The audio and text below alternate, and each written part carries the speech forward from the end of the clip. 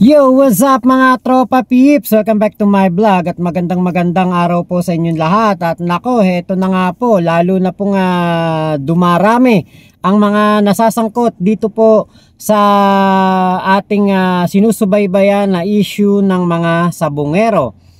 At ayon po sa Bilyonaryo News Channel, dalawa pong kongresista at isang senador ang siya po na mga sangkot dito sa mga sabungero. Hindi pa daw pumalinaw kung ano ang partisipasyon nitong mga taong ito, pero nako nabanggit nga po. Ito na nako hindi naman maikakaila na kapag po binanggit ang mga sabungero, di ba naka-incorporate na diyan yung pangalan ni Atong Ang, pangalan ni Gretchen Barreto. Siyempre, hindi po maiiwasan ng ating mga kanetizen na pati pangalan po ng isang senador natin na si Bato de la Rosa maungkat din. So ito po yung balita ng bilyonaryo.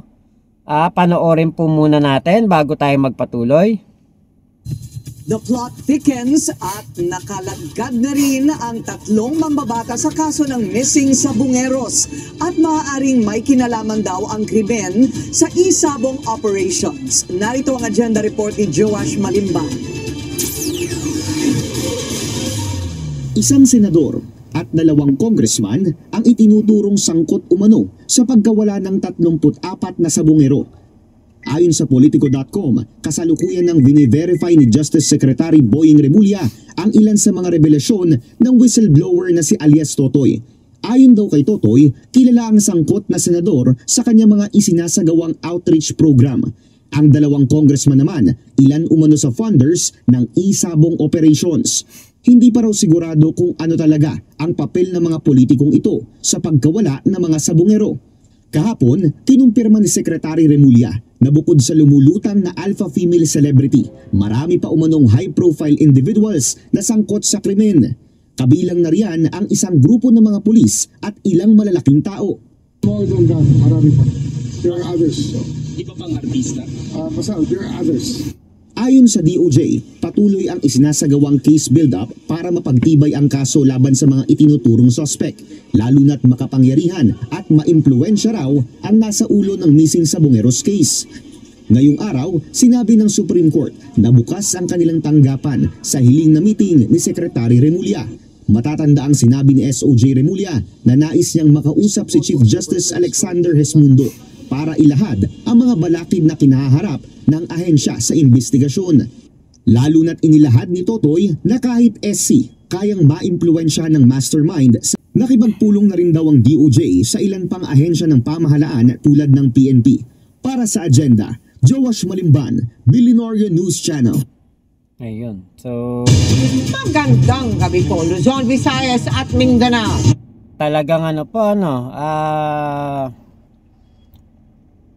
grabe po ang gagawin na investigasyon ng DOJ, PNP, NBI at ng lahat po ng concerned na ahensya dito po sa issue ng mga sabungero, dahil nga po kung meron pong sangkot dito na mga kongresista, di ba nung nakaraan lang senador lang ang sinasabi pong politiko.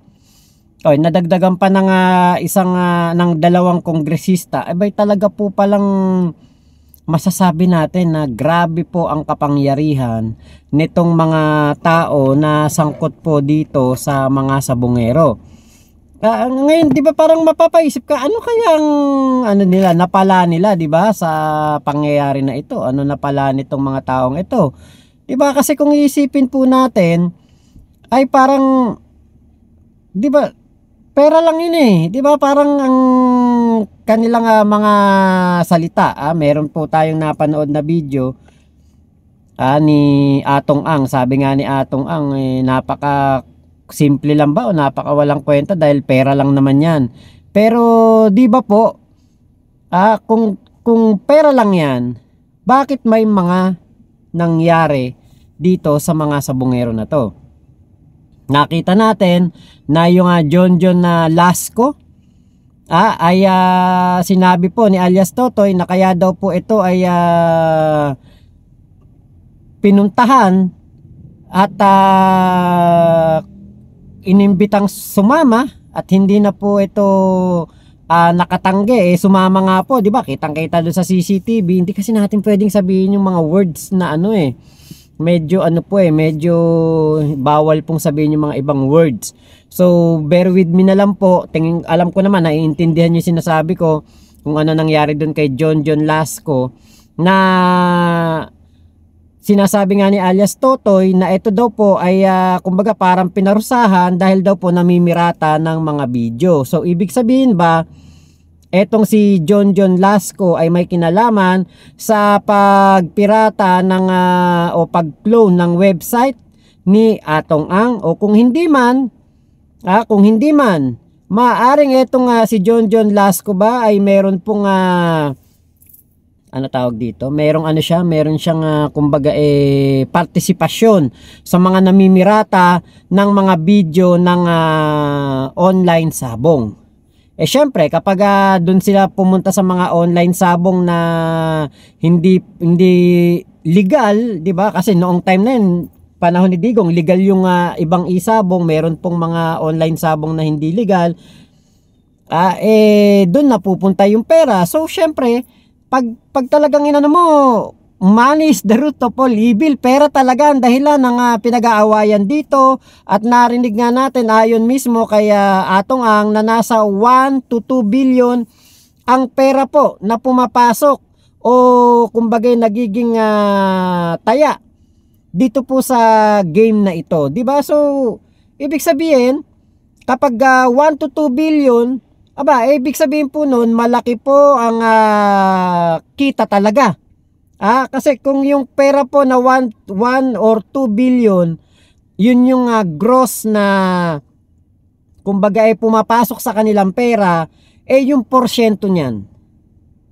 'Di ba? Yung porsyento po na napupunta sa kanila, let's say kung 1 billion, kung 10% niyan mapunta sa kanila, magkano na yun? 100 million. Biruin nyo, kikita sila ng mga nasa ganung halaga sa loob na isang araw. Diba? Kaya po, yun yung naisip natin, talaga pong malaking pera ang involved. Ito na lang din. Nabanggit po, kongresista, senador, may kinalaman po dito. Nako, hindi na po ako magtataka kung meron pong mga tao na inaareglo po yung pamilya nitong mga naulila ng sabongero. So ito po yung balita patungkol po sa kumbaga panggagapang at pag-areglo dito po sa ating mga kababayan. Ito po yung balita, pakinggan po natin. Hindi pa man gumugulong ang kaso laban sa mga nasa likod ng pagdukot sa online sabong master agent na si Ricardo Lasco, nakatatanggap na umano ng alok ng malaking pera ang kanyang pamilya. We are being offered 15 up to 20 million. Hindi namin alam para kung saan yung 20 million. Kaya lang the mere fact na ino-offer sa amin yon, sino naman hindi mag-iisip. Intention yun para tumahimik kami. Kita nyo 15 to 20 million. Ang ino-offer daw po. Okay, ito lagpasan na natin yun. Ito. Ipinagtataka rin ng mga pamilya na ibang nawawalang sabongero kung bakit bigla nilang umurong ang kanilang mga kasamahan. Kasi from the start, sila yung nagsimula nung laban Sa kanila nagsimula yung laban na pag-ere ng missing sabongero na to. Dahil lang ba sa pera, sisira yung paninindigan mo at yung pamilya mong nawawala dahil sa pera ipagpapalit mo? Nire-respeto namin kung ano naging desisyon nyo. Nandito lang kami. Basta isa lang masasabi namin sa inyo. Sana hindi kayo magsisi sa ginawa nyong pagpapabayad kung kayo nga ay talagang na-settled na.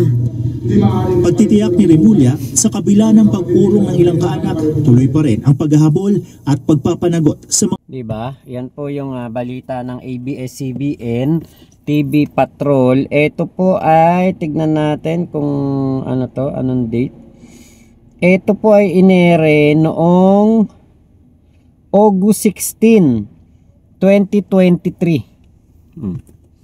So matagal na po na merong ilang mga naareglo at hindi na po tumuloy sa pagkakaso dito po sa mga ano na ito, mga sinasabing suspect.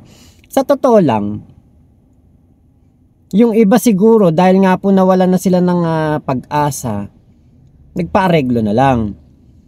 Pero tingin ko ngayon na nagkakaroon po ng linaw ang mga, kumbaga merong isang na konsensya at kakanta na ituturo niya kung sino ang mastermind. Hindi kaya sila pwedeng tumuloy pa din sa kaso at ituro nila kung sino yung mga umareglo sa kanila, di ba? Para makasama pa rin sila sa pagkakaso, kasi yung pagbabayad o pag-aareglo, parang alam niyo po yun yung ano, yun yung katibayan na meron talagang mga guilty dito sa nangyari na ito. Meron talagang nagmastermind para po mangyari ito at maging masama ang kumbaga yung para hindi pala mapasama at makaligtas sa mga asunto at kaso etong mastermind. Diba? So kung meron pong nag-areglo, diba meron tao na nagbayad? Sino yung nagbayad? Kasi po kung nabanggit po ngayon ng Bilyonaryo News Channel na 2 kongresista at 1 senador po ang madadawit, imagine niyo po yun kung gaano kalaking pera ang kaya nilang isugal, ibayad at kumbaga ilabas para po maklear lamang ang pangalan ng mga tao na ito. So ibig sabihin po talaga, mataas pa sa pinakamataas na tao, makapangyarihan pa sa mga makapangyarihang tao etong tao na ito na involved. Dahil nga po, 20 million, 15 to 20 million po ang kanilang pinapaareglo. Talagang yung iba, lalo na po yung mga mahihirap, lalo na po yung mga kababayan natin na walang-wala din, tapos kung nawalan sila ng kapamilya, may magbibigay sa kanila ng ganong kalaking halaga, syempre, tatanggapin na nila yon para po sa future na rin ng kanilang mga, siguro, baka gagamitin sa pag-aaral ng mga bata, pag-aaral ng mga anak, di ba? Hindi natin sila masisisi kung yan po ang kanilang desisyon. Pero meron po talaga ditong napakalaking tao na iniingatan. Kaya po ganun kalaki ang pang-areglo. Diba? Yan yung ating naiisip. Na kung ito pong mga tao na ito ay handa pong magbigay ng 15 to 20 million kada pamilya. So, ibig sabihin, kung 34 yun, times 20 million, di ba? Hindi po ako magaling sa math, pero kapag kinuwenta mo, Diyos ko, napakalaking halaga nun. At hindi po biro yung tao na maglalabas ng pera na to. Para hindi na lang humaba pa ang istorya, para hindi na lang ito umabot pa sa korte at magkaroon pa ng mga hearing. Magkaroon pa ng yung kumbaga mapipinpoint kung sino mastermind, di ba? Ngayon itong si alias Totoy, sana nga talaga, di ba? Kasi tingin ko si alias Totoy ngayon, parang alam niyo yung ginawa kay John Wick, yung marami nang naghahanap kay John Wick, di ba? Parang ganon. Marami na ngayon naghahanap siya kay John Wick, kay alias Totoy, na parang mala John Wick na pelikula. Na siya po ay merong kumbaga kung sino ang makakita sa kanya ay may reward. May reward po na matatanggap at meron pong makukuhang pera dahil nga po malaking perwisyo doon sa mastermind ang kanyang gagawin. At kung eto nga po na mga kongresista at senador na ito ay kumbaga eto yung kanilang kailangan din na pangalanan dito po sa kumbaga kailangan nilang ingatan. Alam niyo yung parang matindi pa to sa teleserye, etong ating inaabangan at sinusundan na issue ng mga sabungero. Parang teleserye ito, 'di ba? Parang alam niyo yung may mga politiko, mga involved na tao na mga makapangyarihan, matataas ang pwesto sa gobyerno, kailangang ingatan ng kanilang mga pangalan para ito ay hindi po mabuking. At syempre, 'di ba? Etong mga tao na ito ay nag-uusap-usap na ito para po sabihin na protektahan mo kami kasi pinrotektahan ka namin dati, negosyo mo, kumita ka ng malaki dahil sa amin. Kami ngayon ang protektahan mo, di ba? Yun yung naiisip ko ngayon na mas malaking pera ang kailangan nila o kaya nilang ilabas dahil nga po nalapit na ang paglabas ng katotohanan. So mabubuking po ang mga tao na ito na sila involved sa mga sabungero, involved sila sa mga illegal, involved sila sa mga bagay na nakakasama sa mga Pilipino. So syempre ayaw nila na masira sila dahil nga po kongresista at senador to. Ngayon yung pong nabanggit po na senador. Eto may nabanggit po na senador Kasi yung sinabi na senador na kilala sa kanyang mga outreach program, parang hindi si Bato yun.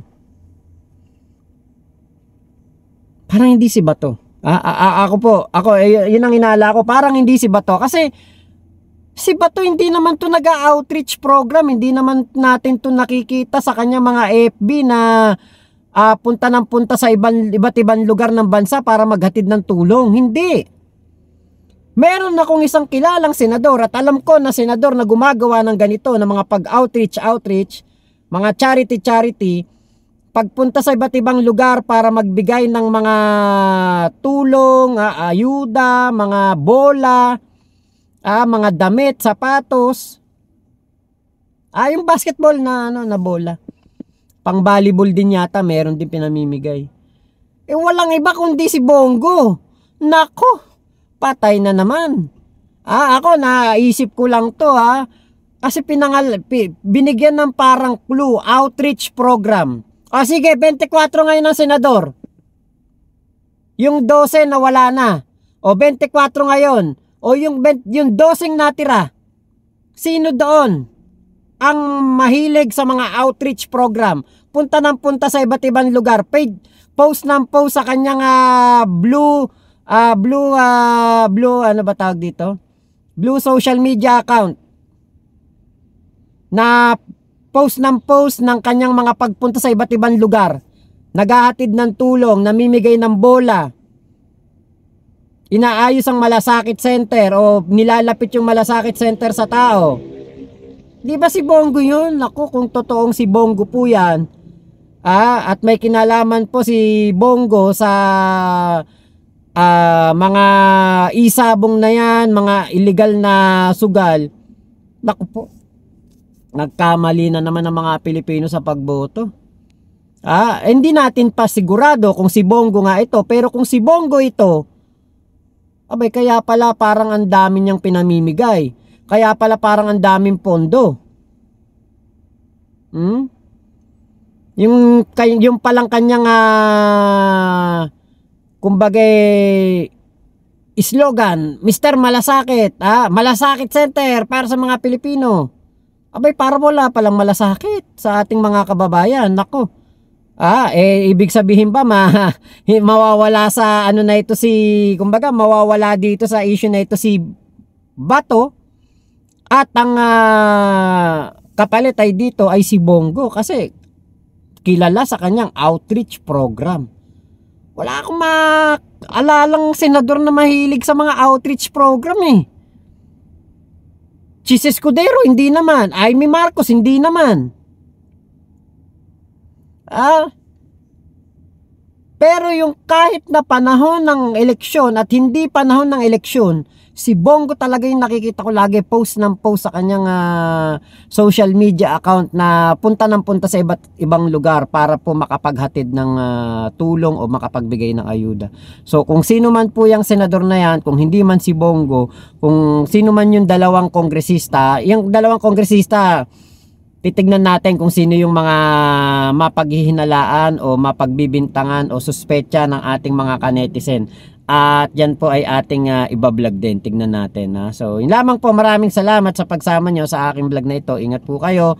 Nasan mang panig kayo ng mundo, Momo, chup chup, love you. God bless us all, Pilipinas.